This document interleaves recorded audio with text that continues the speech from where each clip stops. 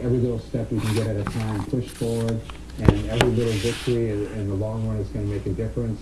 Right now, honestly, I don't believe, in my lifetime, what I envision, people working together, a decentralized system where, everybody is equal. I don't see that in my lifetime because of, like you said, the government and the corporate, how entrenched they are and how we are entrenched and thinking that this is the way it should be.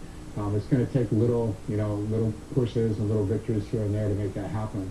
But we just got to be, push forward. And people sometimes criticize me. They're like, Jeff, you're an architect, yet you want big government and you want this. But, ironically, that's the price you pay. Yeah, I do want more parks and I do want more involvement in, government and, Right. Making the schools better and money for, welfare and money for, people who have been laid off so they have extended unemployment, those kind of things, because that's unfortunately the irony of having a capitalistic system is you need that counteractive, government, benefits to try to help us out. So I think you need to push for those things, push for the movement right now, and step by step, changes will happen. But education is the key. We got to educate ourselves that hey, there's a different way, and not be like so mindset like hey, this is what they told us. You got to realize all the changes ever been made. You know, the civil rights movement, unions, those kind of things.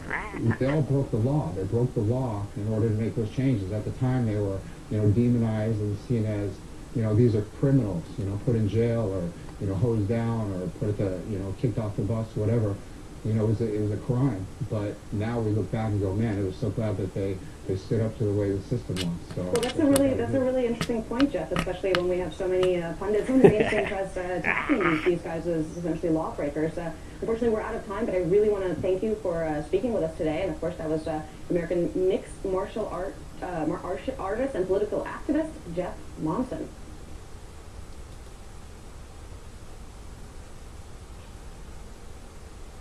Times, going back to when Bush was president, George W. Bush, where the intelligence chatter indicated that there was a possible attack on Iran in the works.